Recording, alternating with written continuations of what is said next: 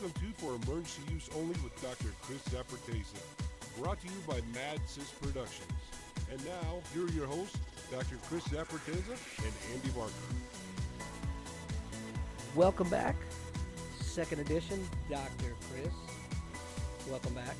It is good to be here. Always a pleasure to join you. All right, I'm not paying you, so you don't have to lie to me. No, it's good. So I think our first episode went pretty well. We've done pretty good. I've got quite a few hits. I've had quite a few compliments, except for, who's that Dr. Kris guy? I don't know if he knows what he's talking about. Let's see if we can do something about that. Yeah. But so I figure what we do is we actually, believe it or not, we got a question in the email. Oh, always excited to get questions. It is, and the question is from Andrew. So what I figured we would do before we get into topics of the day is just kind of start off with that question, Sure. and go from there, and then we can go into let's the take topic. that question. So the question is, hey, Dr. Kris, I was wondering if you discuss the financial burden for the consumer seeking emergency care. This is actually like a 7-part question into one, but that's okay. I'm in the United States, and an emergency visit cost can snowball depending on diagnosis and necessary treatment course. I want to know, how do you see the cost trending in the future? Non-compliance among patients and preventative care is highly underutilized. Even with Obamacare, deductibles and co-payments may just overburden working professionals living paycheck to paycheck. Thank you for your insight. And that question was from Andrew. Thank you, Andrew. That's a well thought out question, and that, I think, is the $1 trillion question. So I have a bit of background in business, and this was one of the questions that we focused on, is kind of the healthcare solutions in the United States. Now, I never want to be in the position where everything is okay financially, and then you get stuck with a horrible medical illness, and then you get stuck with a horrible burden of paying that off. Now, the short answer to your question, where do I see the financial burden going in going to the emergency room? I think it's going to get worse before it gets better. I think that, politics aside, I think that with more people just having insurance and going to the hospital and feeling like when someone has insurance, they feel like they can get health care. They feel like it's a pass to just do whatever you need. And they don't often think if they really need it. Now, I want to be clear. It is good that more people have insurance. I think most doctors would agree that is something that we want. We want patients, we want all people to be able to get access to care. We did, of course, get into healthcare to help people, and we want to be able to help people. I went into emergency medicine because I don't want my patients having to worry about having to pay the bill. I have to take care of everyone, whether or not they can afford to go to the emergency room. And that's just something that I don't often think about. Now, unfortunately, yes, you're right. Depending on the diagnosis and what we do to them in the emergency room, they do have a bill later on that can certainly be higher depending on what was done for them. But there is no simple answer to this. And so if it sounds like I'm going around in circles, it's because there's no great entry point in tackling this problem. There's no one solution. If there was, I think we would have already found it, because I think whether you're a conservative or liberal, we all want to tackle this problem, but no one really has a great solution.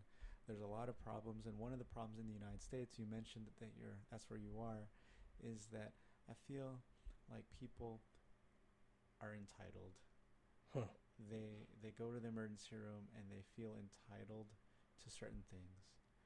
And they don't often have to be there. They go there for a cold, or they go there for something that's been bothering them for months. And so the point of hoping that everyone has better access and insurance is that they would go to their mid-level practitioners, their nurse practitioners, their primary care physicians, their general doctors, or even physician assistants. These are all wonderful people that can help maintain your health before you're sick. Because thinking of cars, it's a lot easier and cheaper to pay for oil changes and to change your battery than it is to pay for a tow, than it is to pay for an engine overhaul. So in the spirit of of an ounce of prevention is worth more than a pound of cure. I think that's how we will eventually lower the cost, by filtering out the patients that don't need to go to the emergency room, because it is economically better if more people saw their primary doctors in the emergency room, because emergency room bills are much more expensive than regular visits to your general doctor. So if people took advantage of their general doctor, then eventually emergency room visits won't be as expensive. But they will always, at some point, they need to, at some level, always be more expensive, because in theory you're going to the emergency room for an emergency and you have to have something done right away. The reason why it's expensive now is because so many people abuse the system. So long story short, or short story... Long story longer. Long story short, yes. Long story short, it's going to get worse before it gets better. But hopefully, I do hope that while I'm practicing medicine still, eventually the cost of healthcare will decline and you don't have to worry about having that life-changing medical disaster. Well, you know, it depends on where you're at in the country. Everywhere is different. Some places are cheaper than others, but still, an emergency room visit is at least twice the cost of, going to your family doctor or your primary care manager for something that should be handled by that individual person. I know, for example, just here it depends on what part of the country you're in the Navy as well. Just an average ER visit in the Navy alone. People think that healthcare in the military is free. Big misnomer. Mm-hmm. But just to walk in the door of the emergency room is going to cost you, or cost the taxpayer, about $1,000, and that's just to be triaged. That's not counting any labs. That's not counting any imaging, any other studies, or any other procedures that have to be done. Conversely, when we get some of our folks that call an ambulance, that's another $1,000 to $1,400 trip, regardless of whether they decline treatment or transportation or whatever. So it snowballs from there. And let's face it, we have, just like you said, the entitled folks that call ambulances for essentially a taxi ride. Right. And I'm glad you brought that up, because if you want to look to an example of universal health care and you want to stay inside the United States and with our people and our attitudes and our culture, then a great place to start is looking at the military system, because, like you said, it is a misconception that military medicine is free, but that's because as an active military person or dependent of an active military member, you don't necessarily see the cost because it is paid for you behind the scenes. Mm-hmm. That's right. I've said for years and years that military medicine is a microcosm of socialized medicine. It's exactly what it is. But what do we see? Well, we see on the front lines people coming to the emergency room for somebody who threw up 2 hours before coming, or just having a runny nose. Sometimes even not even a fever, but a runny nose. Mm-hmm. Or like we talked about last episode, fevers. Absolutely. And again, fevers refer to our last episode. Right. But how about rashes?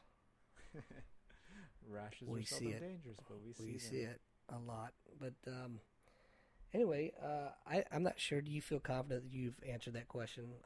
Great question, by the way, Andrew. It's a wonderful question, and honestly, we could spend a whole podcast just talking about that. But I think we would actually probably be going in circles, because that's a big, big question. And I would hope that our future leaders can identify the problems. But I think it's going to be a slow solution, because it's fixing people's mentalities at heart. Right. Well, anytime change comes into play. Anyway, like you said, we could talk for hours on that alone. But what I'd like to talk about, have a little bit of fun with it today, but serious discussion at the same time. Mm-hmm. I'd like to, from the doctor's perspective, right, which is why we're doing this whole show anyway. But let's just discuss what not to say to your doctor. What is pet peeves of the emergency room physician? What do you not like to hear? All right. I love that question. Now, take it with a grain of salt, because I am coming from the specialty of emergency medicine, so different docs probably have different things that irk them. But immediately, one of the things that come to mind that we see often in the emergency room is when someone says that they have an 11 out of 10 pain, or 20 out of 10. Sometimes people are being creative. Right. So if you've never been to the emergency room, you know that we ask you, as kind of a vital sign, Mm-hmm. we ask you to rate your pain, right? 1 being, not so bad, and 10 being the worst in your life. And Right. we sometimes say it like that, Mm-hmm. 10, worst in your life. You know what I'd like to say? What do you say? Rate your pain, 0 being no pain at all, Mm-hmm. especially like this with the guys, to 10 being pain that makes you want to cry like a little girl. That's a good way of putting it, because then maybe it'll reduce the number of 10s that we get. Right. But unfortunately, way too many people don't describe their pain accurately. No. And I don't know how much I can even hope for that to change, but it's something that you shouldn't tell your doctor, certainly, is when you say that you're beyond the scale. You say you're 20 out of 10. I've heard that before. Like, I said out of 10. Like, I'm guilty of that too. Yeah. But I'm guilty from the opposite end of the spectrum. I usually underrate my pain. I've got a pretty high pain tolerance, which gets me in trouble a lot of times. Oh no, you didn't just say that. I do. That was gonna. I mean, you shouldn't underestimate your pain. I mean, of course, accuracy we have to take. Well, that into I don't consideration. knowingly, I've been to the ER for several of my numerous injuries thanks to the martial arts, Yes. and I've had doctors, no kidding, tell me there's no way you're not in any more pain than what you're Sure. in. I mean, that is a very real thing. There are definitely people who don't take pain very well at all. Mhm. Yes, they don't take pain very well at all, from kids to adults. But in kids, I expect it. In adults, wow, it's something. Well, I mean, maybe I misquoted myself there. What I meant to say is that I'll come in and I'll say I'm out of 4 out of 10 pain. Right. And the provider will look at me like, are you serious? Because that's a pretty significant injury. I would expect you to be in a lot more pain than Right. that. So I respect that. I respect that when someone says that their pain is like 7 out of 10 versus 10 out of 10. I respect that. I respect that actually a lot, because when someone looks like they're in pain and they still say that they're 7 out of 10, I'm like, wow, okay, let's take care of this person. Mhm. When the opposite of that is when someone doesn't look like they're in pain, and then they say, yeah, I'm 10 out of 10, and they're eating a sandwich. Or texting or Texting. yeah, whatever. Yeah, so don't say that to your doctor. Don't say that you have a 10 out of 10 pain unless you do. And frankly, if you have a 10 out of 10 pain, you're probably screaming so loudly and you can't talk to actually answer the question. But Right. granted, if you are in horrible pain, just let someone know. Just respect the rating scale. All right, I think we've covered pain. Moving right along. Well, no, actually what you said is a great segue, because even though that's true for you, Mhm. I hate it when people say that they have a high pain tolerance. Well, sure. Because it's usually in the like, how does somebody know But- unless they've had enough of experiences in their life? But when Well, Lord knows I have. yes, you have, but when you're seeing when you're seeing your regular doctor, Mhm. they can say, yeah, absolutely, you have a high pain tolerance. I get that. But when you're seeing an ER doctor for the first time Mhm. and you volunteer that information, it always does kind of make us. To be honest, Question. It always just makes us say, really? Do Mhm. you just want pain medicine from us? But that's a whole can of worms right there. Right. So, pain, that's one of your pet peeves. Right. So What else should I not come into the emergency room and say to Dr. Kris? This one is for all the parents out there. Really. Hold on, before you get into that, I think that the audience should know Dr. Kris is probably the nicest guy I've ever met in my entire life. In fact, so nice, I'm going to tell a story on you here real quick. Uh-oh. So nice that when I first met him, I thought, there's no way. This dude has to be fake. There's nobody this nice. He's covering something. My He's wife got said the same thing. skeletons in his closet or something. I don't know. Anyway, but, over the last years that we've known each other, yeah, he's that nice. Well, thank and you. I'm doing my best to corrupt him.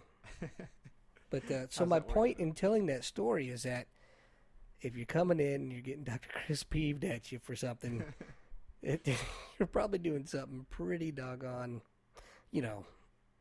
pretty silly. No, thanks for saying that. I really appreciate I'll that. pay you that $20 later. Absolutely. I'll thanks for I'll tell my mom to hear that. Lumpia. But yeah, I mean, I always try to put myself in the other person's shoes. So even when they say any of these things that get on my nerves, I'm always just thinking, no one's taught them any better, I guess. So Well, maybe, yeah. hopefully this does get to the right people. The other thing, and this isn't me, this is probably every doctor in Western medicine at least, is when parents say that they don't believe in vaccines. Huh. Because they cause autism. Or whatever the case. Whatever the case. But especially when they say that they believe it causes autism, or, oh my gosh, heaven forbid, they quote, what's her name, Jennifer, or the Playboy who Jennifer McCarthy. Yes. Yeah. Because she was that. I think she single-handedly caused a lot of kids to be sick or significantly injured or dead because of this whole this campaign that she had for vaccines. But that being said, if you were not bright enough to take your own to think for yourself, read the research, or listen to a doctor, a professional. It doesn't even have to be a doctor. Wait a minute. Listen to any professional. Listen to a nurse, physician assistant. You mean being a Playboy playmate is not credentialed enough? Right? You would think. Whoa. Mind blown. So who are you going to listen to? Right? No, the reason why this one bothers me is if you don't believe in vaccines, that just represents just if you don't believe in vaccines and all doctors support vaccines, then why would you believe anything that I'm going to recommend to you? Right? I mean, just logically, let's say that they are right. Let's say hypothetically vaccines are horrible, but I'm recommending them. Why should you believe anything that I'm going to recommend? Like, if I believed everyone should be stung by a bee so that you can digest your lactose and drink milk, if I believe that crazy idea, I would question you for believing anything else I had to say. Right.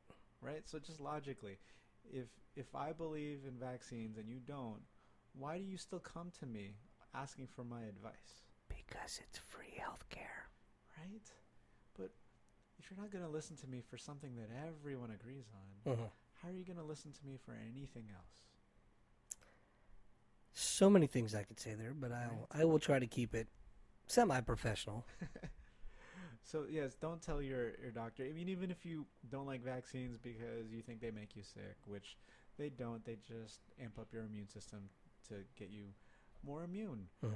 But even if you have feelings against vaccines, just don't tell your doctor you're against vaccines. Go hug the tree later. Keep it to yourself. Mind you, if you are, I will still take care of you.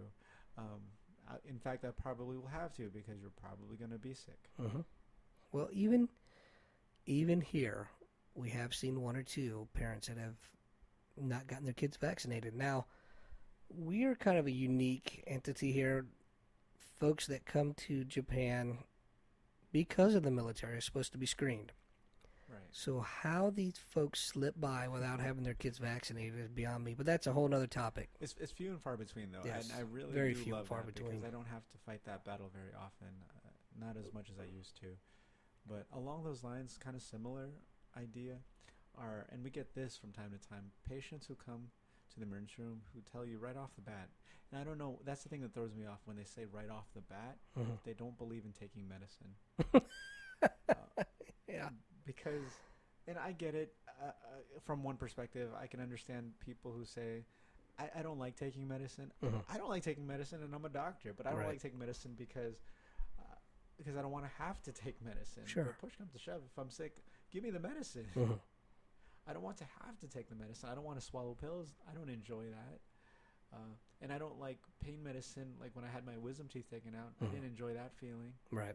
I don't like taking medicine either. But when you say right off the bat to your doctor, I don't believe in medicine, or I don't like taking medicine, as the first thing or second thing or third thing that you say, I really question that person. Yeah, why are you here? what do you want me to do for you? You want me to clap my hands, do a dance, and make you feel better? Well, you could go get some chicken bones and Right? yeah, I don't know. I mean, they came to the wrong kind of doctor. Right. They need to go to a witch doctor. They might need a checkup from the neck up. I'm thinking. So, yes, I'm not against people who don't like taking medicine. I'm one of those people. My parents Me are too. some of those people. But don't say you don't believe in taking medicine when you're coming in to the doctor. I don't know if this is on your list, and if it is, I'm not sure I want to jump the gun too much. But what about? I don't know if you have this. What about? I'm allergic to everything but Dilaudid. Well, that takes us back to the pain thing. And so what Andy's talking about is when people say that they're allergic to all these things except Dilaudid. Dilaudid is a super powerful, very potent pain medicine. Think of it kind of like heroin, actually, too. It's really, really strong stuff.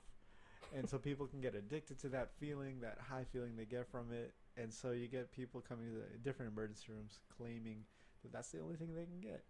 We hate that. And especially 9 times, actually almost 10 times out of 10, people, when they say that, they don't deserve Dilaudid. And if you're a good doctor, you will kick them out of the emergency room. I say that kind of with strong words, but really, it's more dangerous for them to receive that medicine from any doctor, because then you're just enabling their addiction and potentially, pushing them down the path of just drug addiction and eventually overdosing. So that's bad stuff. And so I don't mean it lightheartedly that they should be kicked out. They should get help, but they should not get Dilaudid. You know what it reminds me of? What does it remind you of? Well, let's see if I can find it here. Crack is whack. Oh no. Crack is whack. Crack is whack. I totally went there. Oh no. Whitney Houston, rest in peace. Crack is whack. Yo. Oh man. Sorry, I didn't mean to What divert a you there. tragic case there. But anyway. But yes, no, we hate, especially ER docs, because we see that on the front lines. I don't think other docs really hear that. Like, oh, I'm allergic to everything but Right. Dilaudid. Right. That would be like, if you're not familiar with Dilaudid, that would be like if I said I'm allergic to everything but cocaine. Or Cocaine's a hell of a heroin drug. Or marijuana. Like, I can't take that. I can only take marijuana. No, that's not true. Well, I'm sorry, I didn't mean to derail you there, but I had to do that. Crack is whack. Yes, let that be a lesson. So that's a good way to move on to. Here's another thing that irks. I like that word. Irks me. Here's another thing that irks me. When people come to the emergency room, and I think this would probably irk most doctors.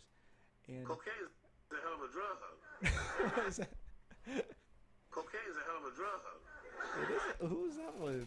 That's none other than Rick James. Rick. Oh, that's Cocaine is a hell of a drug. It's a hell of a drug. All right, enough of Crack that. is whack. I had to go there. Sorry. You got to keep some levity in this, you know. course, I mean, we're serious, but it's got to be some levity involved. No, yeah, definitely. Crack is whack. Crack is whack. Cocaine is a hell of a drug. It's a hell of a drug. Let's see, what were we talking about? Yes, something else that irks me. When people come and they don't know anything about their own medical history. Like, they expect you to know everything about their history. Right. Because you're their primary as an emergency room physician. Right? So, But not really. as an ER doctor, I'm only supposed to see you once in a while when you have an emergency. I'm not supposed to see you whenever it's convenient for you. And so I don't know your medical history. I don't. You're supposed to know it. As an adult, you're supposed to know what's wrong with you. Well, it's funny you say that too. How you say I'm not supposed to see you all the time, every once in a while. One thing that irks me, What's that? when you get a patient that comes in, and I've heard this I don't know how many times, and it really bugs the crap out of me, is, oh, I'm so glad you're here today. You're my favorite ER nurse. You come to the ER, you shouldn't have a favorite anything. Yep. Ever. Yeah. Sorry. No, that's true. When people become a little too familiar, there's a term in emergency medicine, right? Frequent Flyer. flyers. So Or Gomer. but we'll save that for. We'll save that for another Yeah. episode. But yes, you should know about your medical history. I hate it when people say, yes, I was in the hospital 2 years ago and they diagnosed me with something, but I don't know what it was. Are you kidding me? Or Like, don't you remember? Like, it should be important to you. Right. I mean, Nonsense. wow, right? Or they say, "Oh, check my record." It's not. We don't have your permanent records. Oh, check my record. That's fictitious. That's a anyways. great one. Yeah, I love that one. Yeah. Or here's another one.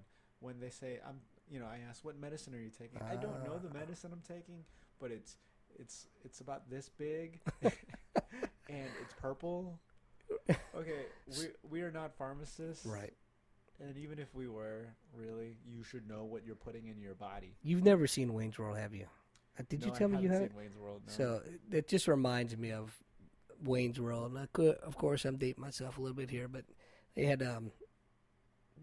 never mind. I'm just going to scratch that story. It's No? not even worth it. All right, Yeah. I need to watch that. That's Yeah. what I need to do. Little Yellow New. That's all I'm going to say. Uh, Those of you that are Wayne's World fans out there will get that and understand it. Those Right. of you that are not, go watch the all movie. right, so I need to watch that movie. Yes. But I don't know in general, this should be the tagline. Know what you're putting into your body, Yes. right? That's just common sense. Well, if it was common, everybody'd have it. It's common sense. I don't know what I took. It was either smoke. I mean, I was either smoking crack, Yeah. or I don't know if it was tobacco. I don't know. Like, Right. you should know what you're putting in your body. Right. Well, It makes a big difference. Anyway, yeah, that's a huge one. Any other irks, problems that comments that really get under your skin? Well, I think to many people's surprise, it doesn't bother me so much when people say, I Googled this. Mhm. It bothers a lot of doctors, and so I'm mentioning that one. But Right. it doesn't bother me so much because at least they're making an effort to learn, Sure. which I appreciate. But it becomes a problem when they get the wrong information. Right. And I'm happy to correct them and teach them when I can, though. So Or to the fact that they've read too far in it, because depending on what site you go to, everything leads to cancer. right. You know, I've got an ingrown toenail that's now cancer, and I'm gonna die. It's stage 4. Or depending on what TV show you watch. Nice segue. I like Right? that. Nice. Right? Very nice. So there's a few shows out there. Dr. Oz. There's a few shows out there that are a little bit lighter on their scientific, evidence-based medicine. See, that's what I'm talking about. Dr. Kris is so nice. Well, That's just, I would have said chicken bones and crystal balls, but, I mean, they want viewers and they want people to watch the show, and I get it, but they're a little bit lighter on the facts. right. The science-based. So beware of what you're getting your information from. Mhm. Get it from a professional. Get it from someone who is taking the time to review the current literature, the current research. And yes, and it is changing. And I know people out there are frustrated with doctors and nurses and physician assistants because the science changes. We're still we don't know the best way to lose weight still to this day. Right. Exactly. People are still always arguing Actually, about that. push-aways. Right. You know what Okay. push-aways are, right? You tell me. Push away from the table? That would work. Yeah. Yeah. I'm But guilty of that. There's all this research into that kind of stuff, so that's always changing, and that's light medicine. But even with the nitty gritty medicine, a lot of things change. Recommendations. I don't know if this bothers you or not, but I've seen some of the doctors I've worked with get upset when the patients say, well, what do you mean you can't tell me what it is? Oh, so this is something that I've just learned to deal with, especially in emergency medicine, because I tackle that from the start, from the get-go, because it's a matter of setting expectations. And I remember this because a long time ago, when even before I joined medical school, when I was just in college, I had to go to the emergency room myself, and I don't remember much about what happened. They thought I had an appendicitis, and honestly, they didn't diagnose me then. Mhm. But I remember when I was being discharged, my father being upset. Like, what do you mean you don't know what he has? Right. I remember that. And so I always, and of course I love my parents and they're wonderful people. So I always, remember that when I do have a patient who is annoyed that we don't know the diagnosis. Mhm. And so I tackle that from the bat, and I say, you know what, in the emergency room, you know, we're gonna make sure that you don't have any emergencies. That's my goal, but we may or may not necessarily find what's going on with you. We don't have all the tests, but I can tell you if you have anything that's necessarily dangerous tonight. So Mhm. it doesn't bother me so much, but that's because I've adapted. Right. So yeah, I've seen some docs get upset with that, but then again, some docs they don't. They're not as adept. Let's just say they're better doctors than they are poker players because they're not as adept at not showing their feelings. Well, I think doctors in general are horrible poker players. I'm horrible at poker, but I can't bluff. Yeah. So that's what I mean. I genuinely have to put myself in people's shoes because if I don't, I would be annoyed easily, and you could see it on my face. So Mhm. I've just adapted and to understand why people come to the emergency room. You know, I think in the last 2 years, I've only seen your facial expression change twice. I think I know one of them. I remember one, and that was I think you want to tell it. Well, one had to do with one. I don't even know. One had to do with the stomach pain on a kid. Okay, was You that the remember one when the father asked Yes. me, I think the world's silliest question? Yes.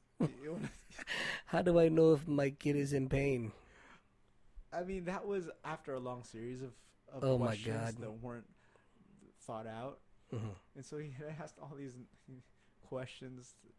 You know, some of them were all from a good point. Like he wanted what was best for his kid, and that helps me be nice to these people because Sure. they always want what's best for their kid. Usually, you know, I don't always usually, but they're just not coming at it from a point of a lot of higher learning or thinking. Right. And so this guy, after asking so many, I'm just gonna call it what it is, a lot of stupid questions. Well, just remember, there's no such thing as a stupid question.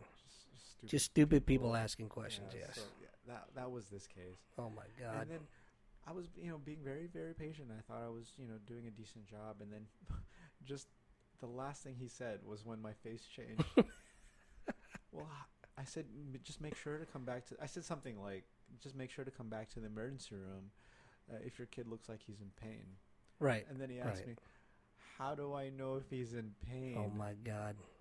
And I think without missing a beat, I mean, my face changed. I went from smiling to be like, are you kidding me? I Right. think I probably had that look. Like, are You totally serious? did. Yeah, totally. But I just said, they usually tend to cry. And that's when I had to walk out because I couldn't maintain my composure any longer at that point. I mean, also keep in mind, if you can imagine the situation, this kid was happy, Yeah. smiling, and playing. This kid was not sick at all. Not sick at all. Mm-mm. I think he like burped and threw up, and the parents brought him here. I think Right. is what the case was, and then I get like I said, normal exam, and the thing that was the straw that broke my back was when he said, "How do I know if he's in pain?" And this was at 2 a.m. They woke this kid up to bring him in for that one. Yes, you're right. That was the other thing too, because I mean, I don't get annoyed easily, but the fact that they woke up the kid Mhm. to bring him here, Right. I'm like, are you even really looking out for the kid anymore at that No. point? Just let the kid sleep.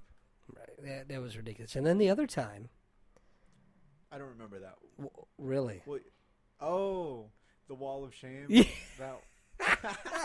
Yes, the wall of shame. I don't know if my face changed so Oh, much. it totally 'cause changed. right off the bat, when I heard this story, I was just. Yeah, but once you listened to it, you were definitely like Yeah. I'll let you tell this. You had the one. look of, are you really? Number one, are you really that stupid? And number two, are you really wasting my time with this? So this was back around the time during the Ferguson. I believe it was Ferguson riots, right? Right. A lot of racial tensions. Right. So we had this young lady that came in that was African American, and she came in, chief complaint of being upset. Not chest pain, not shortness of breath, not anxiety, not having a panic attack, just upset. Well, she said upset, and if I remember the other details, she felt her heart was going fast. Right. She said her heart was beating a little fast. But it wasn't. Right. Yeah, she was. Anyway, normal vitals anyway. So the bottom line, get to the heart of it, is that she was upset because she read something on Facebook with regards to that, and someone commented on it, and basically, I think, if I remember correctly, They basically, in a nutshell, told her she was stupid. Yep, you're right. Yeah. Yep. And that's what got her upset. So she came to the ER. So she got upset. And when you get upset, your heart rate tends to go up. So it wasn't dangerously fast. I don't Right. even want to add or dignify anything to what she came to the emergency room for. Right. She literally came because she was angry. Mm-hmm. And not suicidal angry, not No. mental health angry, No. not a good reason to come to the emergency room. No. Those are all good reasons. When your heart rate's really fast or you're having something, those are all good reasons. These do not qualify. I would say when she was triaged, her heart rate was slightly elevated, Slightly. other than the normal range should be, but definitely not tachycardic. Definitely not any kind of worry. Yep. Maybe slightly elevated than a normal resting pulse would be, but oh my And God! so I try not to let what I'm told from triage paint too much of a picture of how so I talked to her, I remember, but then when she did tell me and confirm the story, she's here because she got upset after reading Facebook, I think maybe that's when my face changed. And I said something like, okay, maybe you should go home and watch a movie or read a book. Stay away from Facebook. That's your diagnosis. And he's not even exaggerating. It's exactly what he told her too. That was just I said, read a book. that was so ridiculous, so ridiculous. Take a deep breath. I think read a book. Right. Oh my God. Military medicine. This goes back to what we were harping on in the beginning of the podcast. Mm-hmm. Yeah, the entitlement. When you think it's free, you'll. But if I guarantee you, if she had to pay $500, she would not come here for being angry. I don't know, man. You That think particular person. $500 of that person's own money. I'm just gonna go ahead and throw it out there. I've had run-ins with her outside of work. She's not too bright. The decisions that, let's say she has poor decision-making skills. But $500, for $500, I better get stuff done to me in the emergency room, and I better deserve, I Look. better be sick. I'm going to put it to you like this. You can't fix stupid. You can make it painful, but you can't fix And that it. is I've heard that from an ER doctor before, too, so I'm just passing this on. You can't fix stupid, and you can't fix crazy. No, but you can medicate the hell out of it. That's a different specialty. Yep. But yes, But it's not fixing it. not fixing. Nope. Anyway. Yeah, so that was Crazy Girl. Now, mind you, we are saying no names or anything else, so there's no violation of HIPAA. There's no violation of privacy. It's just stories. Just stories. Hell, we could even be making it up for all you know. But we're not. That's scary. That's the real scary part. No, but I know we say this we're in the military, but I have a lot of colleagues in the civilian world in the United States that we share stories. Oh, I'm sure, They yeah. tell me silly things that people come to. Here's the sad part, all right? The people that sign up for the military, less than 1% of the population of the United States. Mm-hmm. So if we're getting that less than 1% of stupid here, holy smokes, think about what it is in the civilian sector. It's even worse. Oh, my So God. could you imagine having to, any delay in your care, and you're really sick, or your father is really sick, your mother is really sick, and they have to just even have a 5 or 10 minute delay, and it's usually a lot more because some person who's not very bright comes to the emergency room for something stupid as they feel angry. Right. Unbelievable. Unbelievable. So, now that we've talked about what not to say to your doctor, and now that some of you are probably upset and angry with that, now what do you do to get your doctor to listen to you? So these are the things you want to avoid saying, okay, but so now you have concerns. How do you get your doctor to listen? No, and that's a good follow-up.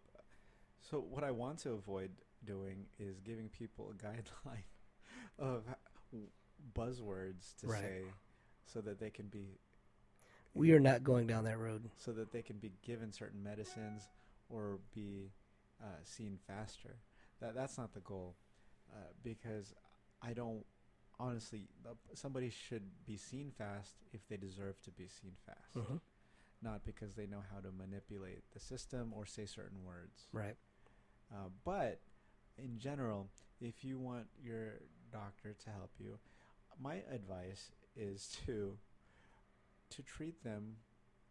I mean, it's kind of basic almost. I don't want to be cliche and say golden rule, but imagine you're at a restaurant and one table is being rude to their waiter and one table is being very nice and appreciative of their waiter. Who do you think is going to get better service? The guy in the middle. The guy in the middle. I just had to throw that out there. No. Seeing if you're paying attention. Right? I mean, it's definitely the one who's being nice, right? So Look on your face was I priceless was like, just then. middle. Did Yeah, I give that a was third great. one?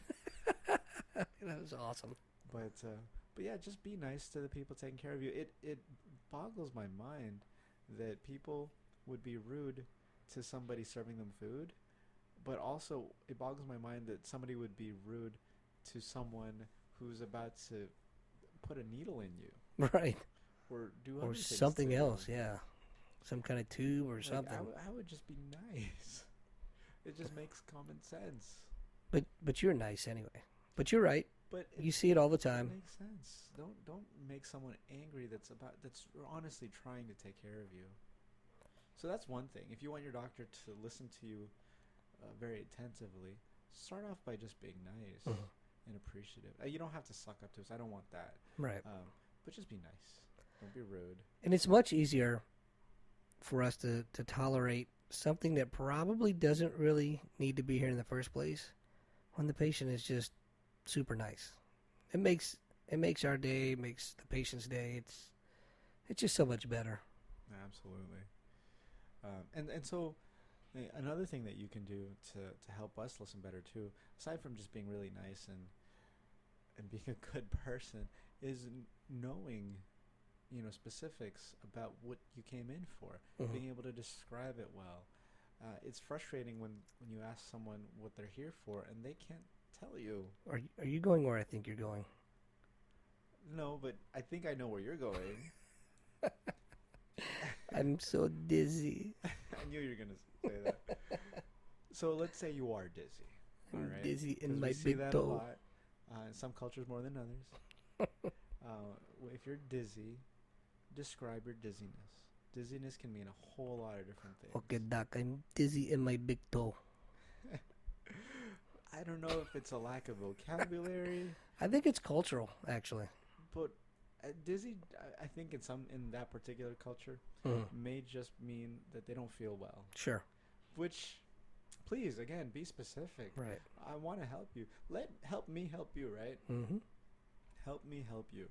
So you want your doctor to listen. I'm happy to listen. Be specific. Don't go all around before you get to the point. Right.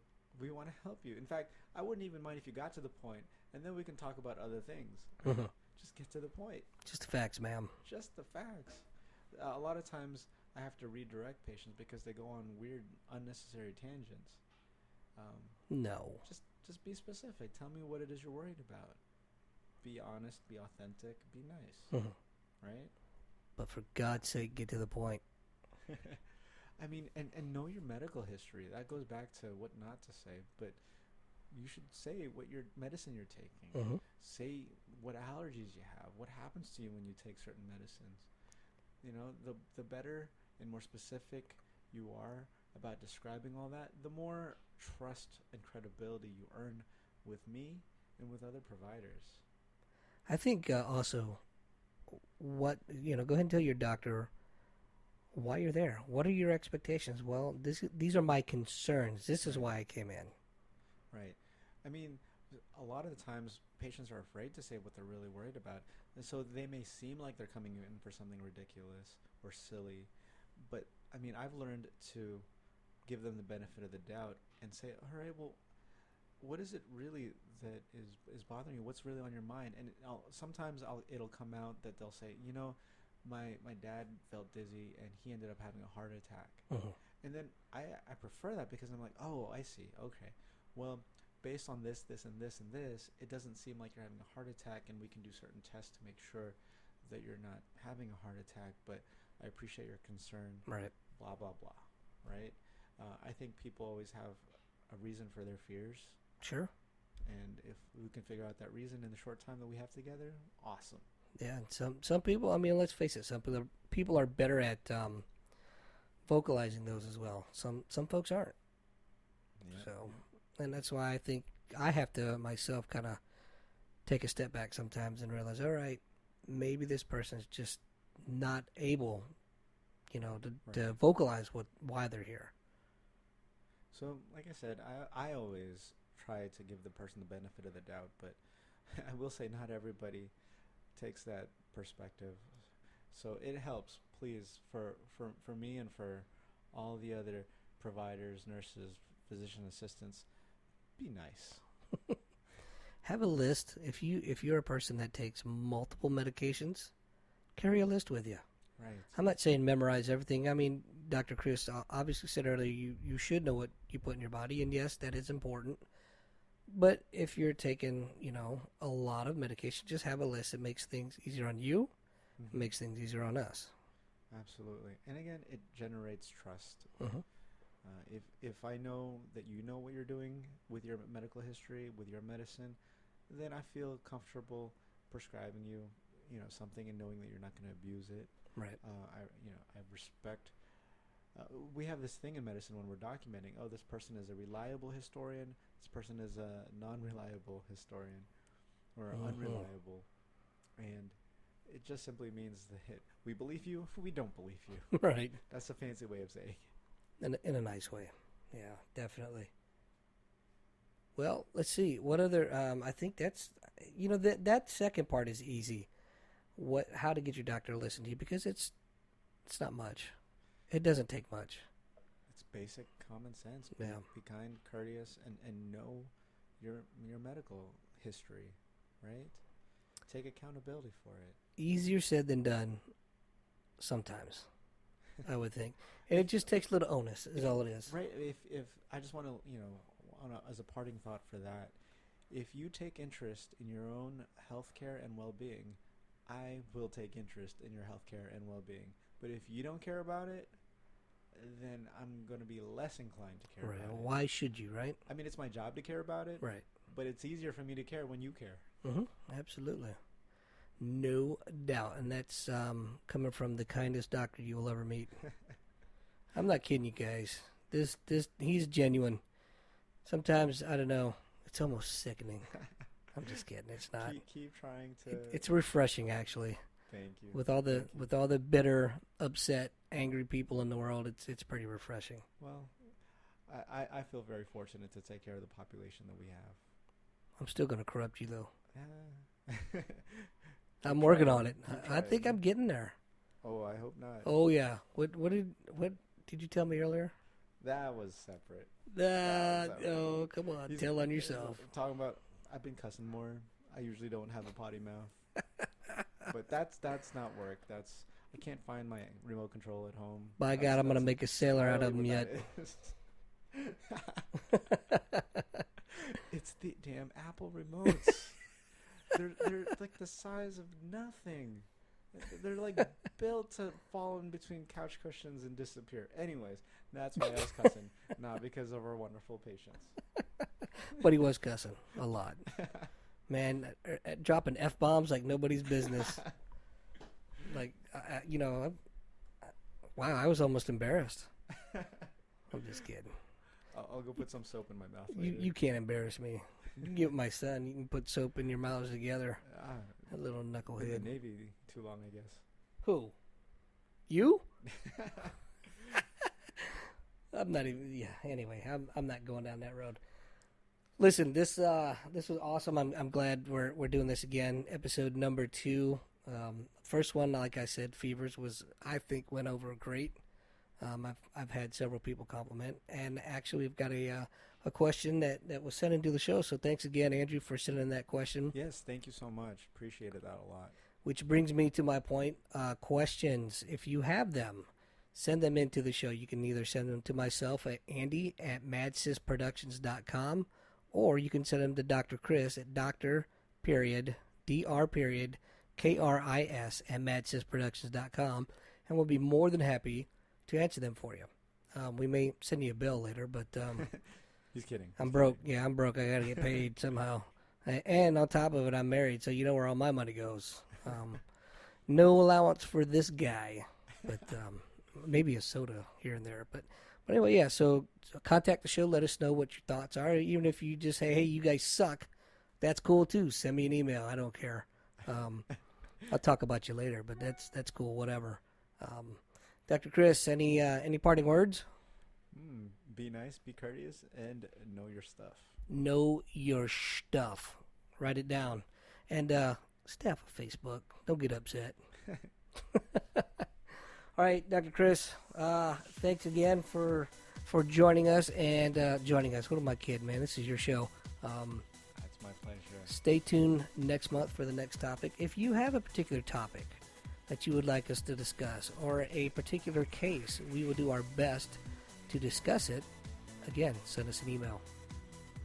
Dr. Kris? That's it. All right. Wise words. All right, guys. Thanks for listening. We look very forward to bringing you the next episode. We'll talk to you soon.